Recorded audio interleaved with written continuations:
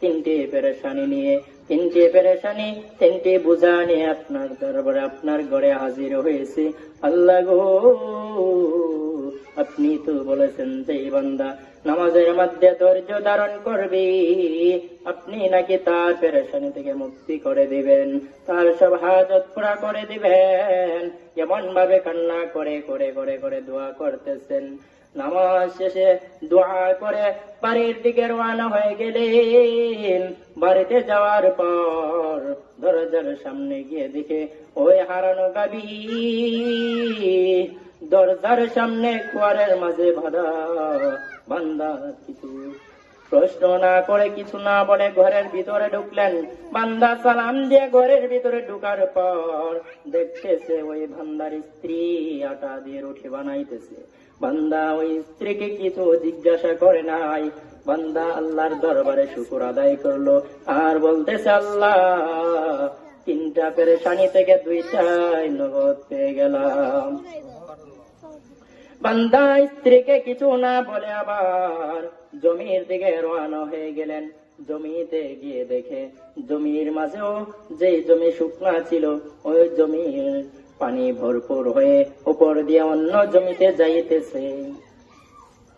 বান্দা দৌড়ে বাড়ি এসে ঘরের ভিতরে গিয়ে স্ত্রীকে জিজ্ঞাসা করল, ও বিবি, তিনটে পেরেশানি ছিল, ওই তিনটা পেরেশানি রেখে আমি মসজিদে যাই।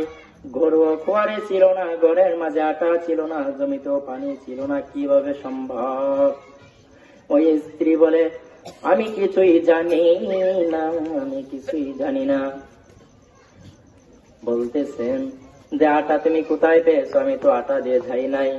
স্ত্রী ডাক দিয়া বলে, ও স্বামী আমার, ওই পাশের ঘরওয়ালা আমাকে আটা দিয়ে গেছে।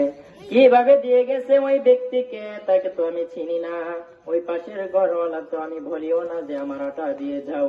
বলতেছে, না না, ওই পাশের ঘরওয়ালা বলতেছে, ওরে ঘরওয়ালি,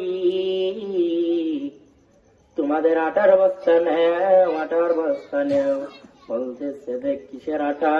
বলে, আমি জানি না কিসের আটা। সে আয়সা বলে নাকি তাদের আটাও মেইলের মাঝে দিয়েছিল গম ভাঙানোর জন্য। ওই গম ভাঙানোর জন্য মেইলে দিয়ে আসার পর তার আটার বস্তাও নাকি ওইখানে রয়ে গেছে, পেস্ট থেকে গেছে। পেস্ট লাগিয়ে ওই আটার বস্তা আমাদের টানিয়ে এসেছে। আবার জিজ্ঞেস করলো, গরু কিভাবে আসলো?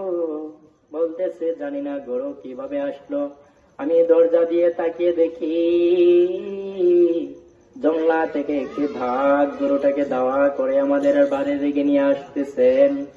গরুর একটি গুণ দেখবেন, আপনি গরুকে বাজারে নিয়েছেন বিক্রি করার জন্য, যদি বিক্রি না করতে পারেন, আপনি যদি গলায় রশি পেঁচ দিয়ে ছেড়ে দেন, আপনার বাড়িতে চলে আসবে।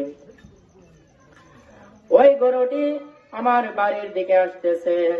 ওই গরু হরিণ ভাগ দাওয়া করতেছে। আর গরুটি যখন আমার ঘরের সামনে আসলো, খোয়ারের কাছে আসলো, তখন ওই বাঘ লেজ গুটাই আবার জঙ্গলার দিকে চলে গেল।